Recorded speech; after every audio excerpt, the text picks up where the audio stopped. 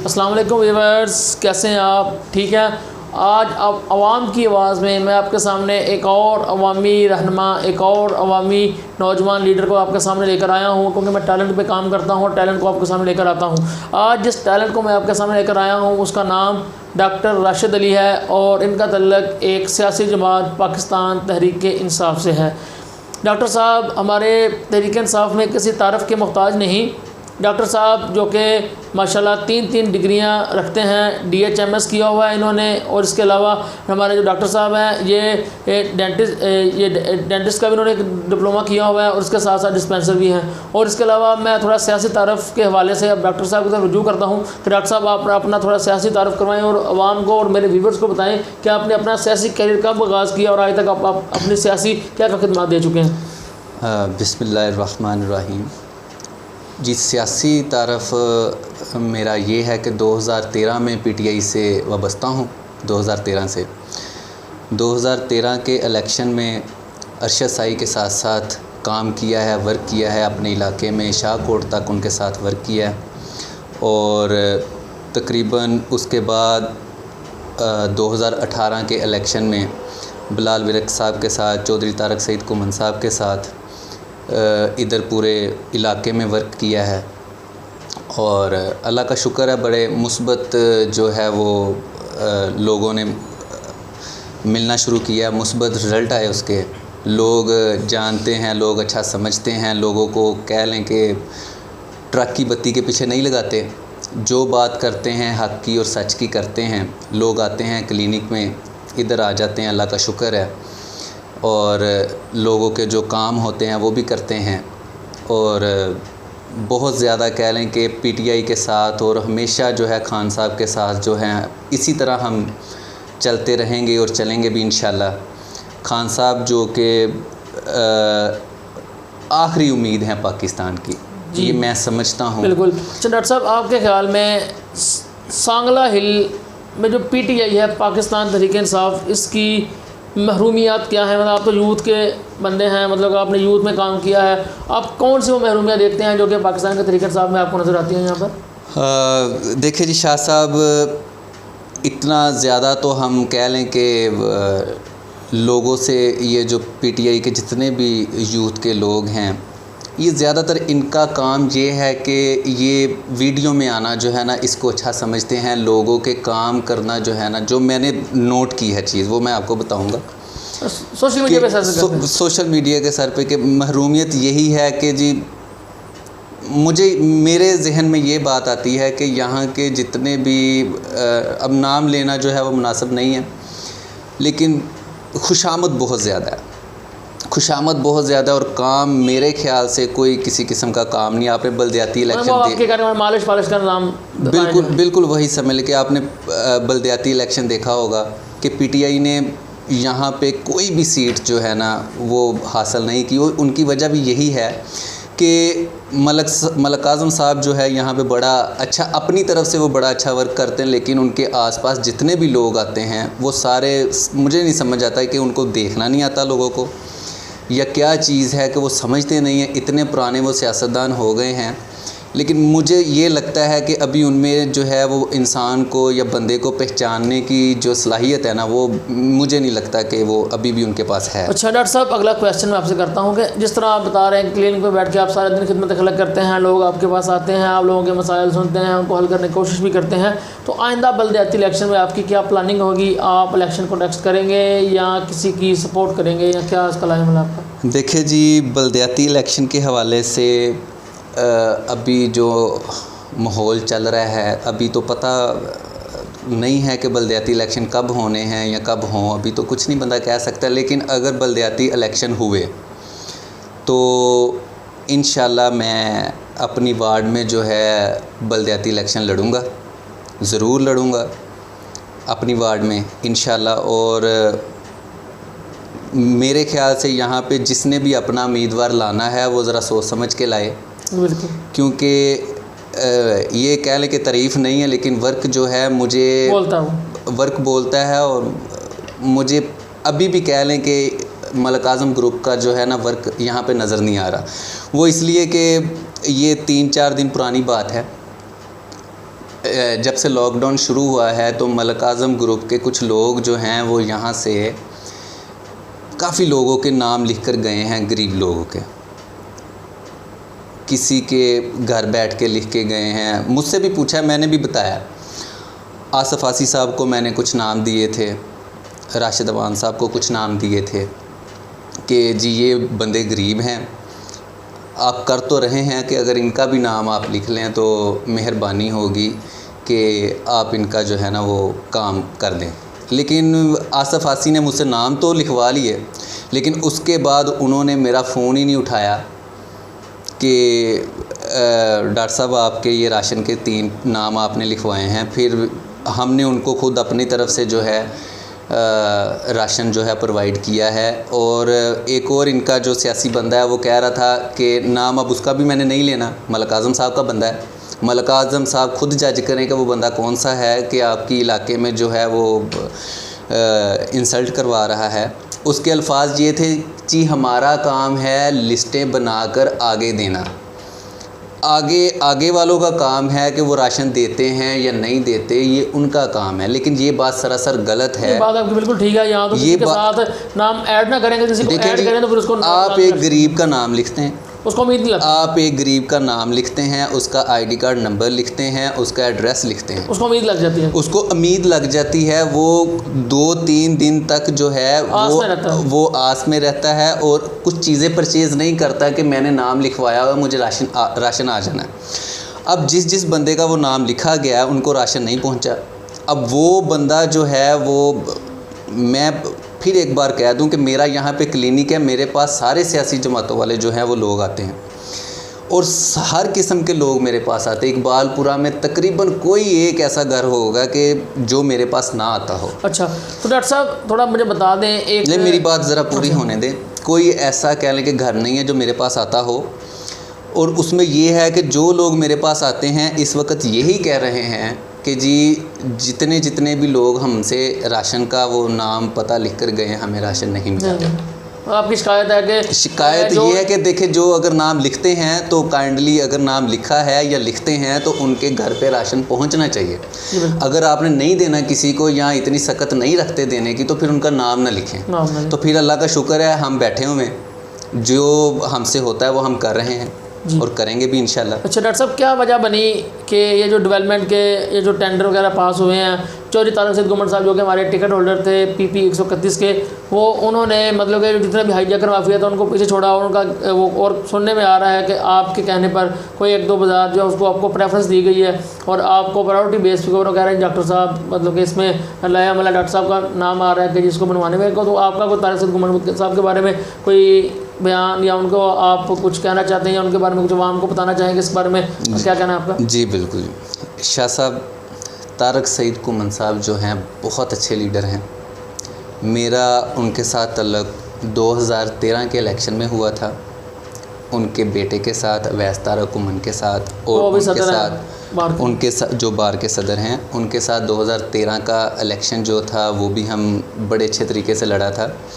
और 2018 में भी हम उनके साथ रहे, बिल्कुल साथ रहें कि उनको मेरे इधर उनको ये थी कि जी इकबालपुरा में डॉक्टर राशिद साहब बैठे हैं, इकबालपुरा में हमें PTI को अच्छा रिज़ल्ट मिलेगा और बिल्कुल मिला भी। और हमने उनको अच्छा रिज़ल्ट लेके भी दिया।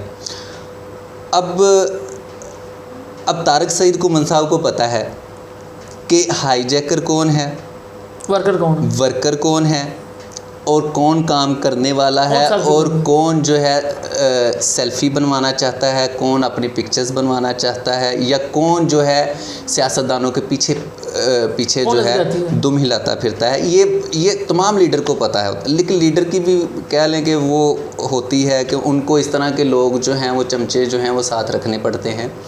वो इसलिए रखने पड़ते हैं कि कह लें कि चौधरी इन 3-4 चमचों के बगैर चौधरी माना नहीं जाता, क्योंकि 3-4 लोगों ने तो उनकी बल्ले बल्ले करनी होती है। जी हाँ जी जनाब, ये बात बोल दी।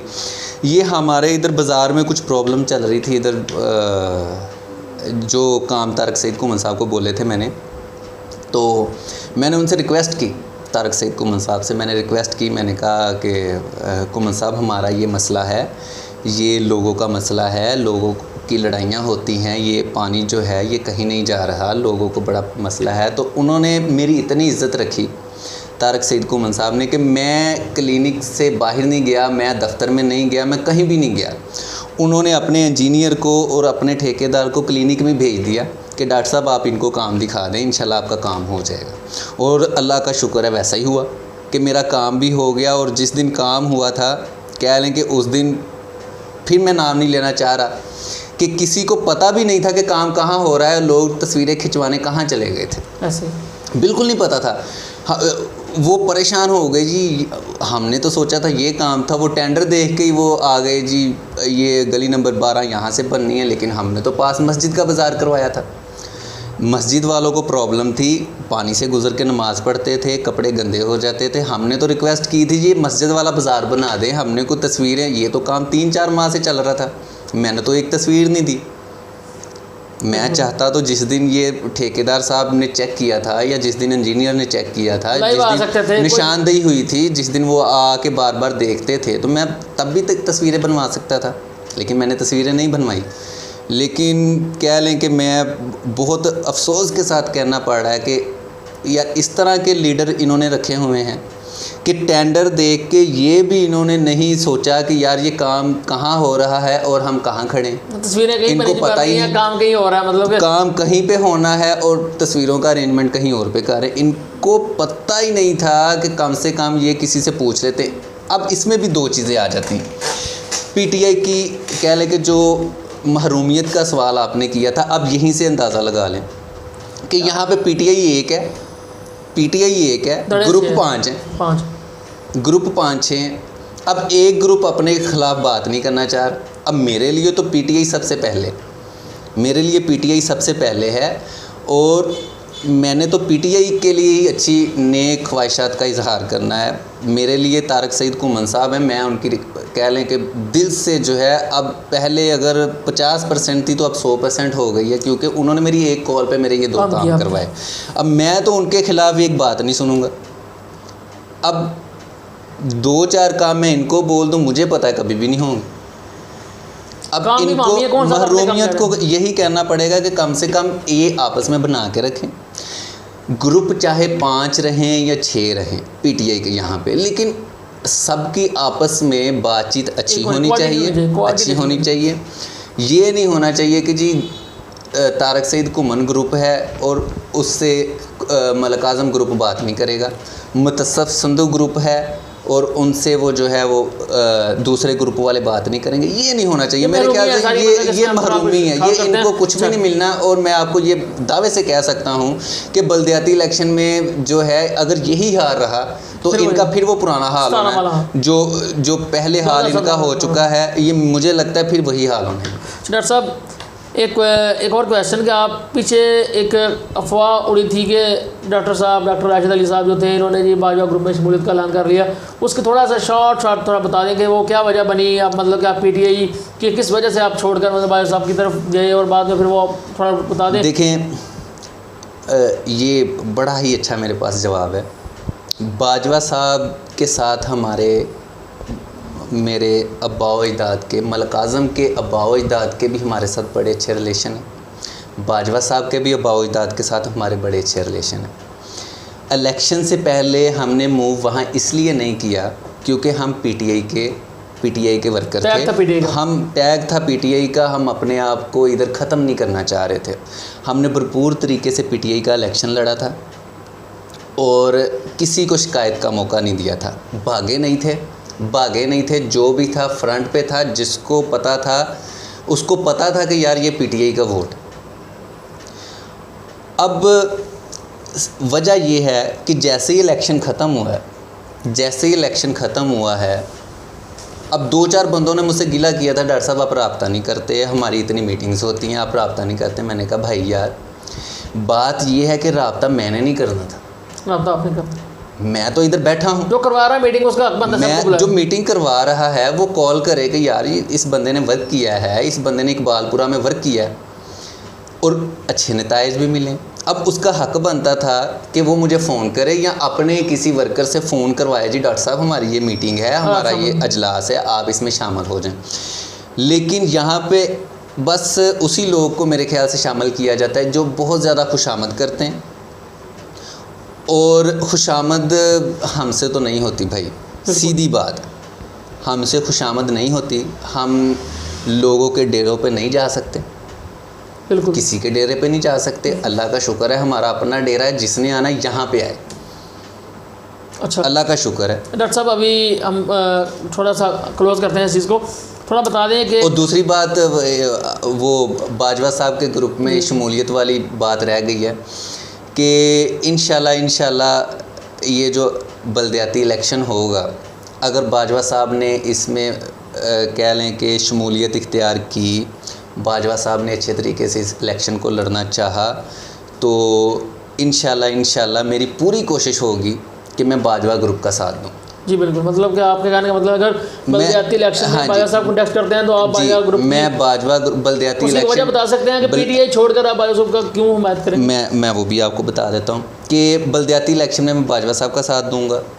वो इसलिए दूंगा कि मैं ये नहीं चाहता कि पीटीआई के जो यहाँ के लोग हैं, पीटीआई के जो यहाँ के लोग हैं, सिर्फ वर्कर को उस वक्त याद करें कि जब इलेक्शन हो, टिश्यू पेपर, जब इलेक्शन हो जी, काम लिया और काम लेके इस वर्कर को छोड़ दिया। अब मेरी पूरी कोशिश ये होगी कि अगर मैंने इलेक्शन पूरी मेरी कोशिश है कि मैं इस वार्ड में अपनी में इलेक्शन लड़ूं, और मेरी पूरी कोशिश यही होगी कि मैं बाजवा साहब के क़यादत में लड़ूं, और उनके जिस तरह वो आगे मुझे कहेंगे फिर वैसे ही लड़ूंगा इंशाल्लाह। लेकिन अगर कह लें कि पीटीआई को छोड़ने की बात तब भी नहीं हुई थी जी, जब बाजवा साहब आए थे, दफ्तर में आए थे, मेरे ऑफिस में आए थे, तो पीटीआई को छोड़ने की बात तब भी नहीं हुई थी।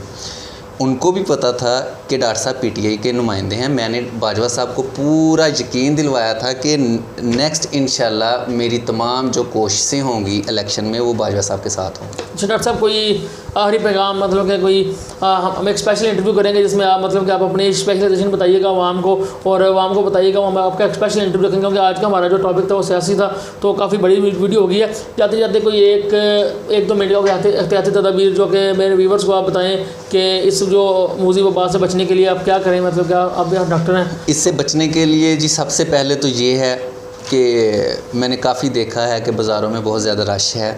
लोगों को चाहिए, मैं आज लोगों को पैगाम दे रहा हूँ कि फ़ासला रखें और स्पेस रखें, फ़ासला रखें, और अपने घरों से कम निकलें। ज़्यादा से ज़्यादा जो है अपने हाथ धोएं, टिश्यू पेपर का इस्तेमाल करें, मास्क का इस्तेमाल करें, और किसी भी गैर ज़रूरी काम के लिए घर से ना निकलें, क्योंकि अगर मसला और ज़्यादा हो जाता है तो फिर मसला यहाँ तक भी बढ़ सकता है कि संभालना मुश्किल हो जाए। तो इसलिए ये हमारे साथ हर बंदे को कोशिश करनी चाहिए कि जितना हो सके फ़ासला रखें और कम बाहर निकलें। जी, ये थे डॉक्टर राशिद अली साहब के, जो कि अपने मेरे व्यूवर्स को एहतियाती तदाबीर के बारे में बता रहे थे। मैं ये दुआ करता हूँ कि अल्लाह पाक मेरे इस मुल्क को इस वबाई और मूजी मरज़ से जल्द छुटकारा दे, और हम जल्द कौम की तरह इससे छुटकारा पाकर सामने आएँ। तो अगर आपको मेरी काविश पसंद आए तो मेरे चैनल को सब्सक्राइब करें, लाइक करें और शेयर करें। पाकिस्तान जिंदाबाद, क़ायद-ए-आज़म पाइंदाबाद।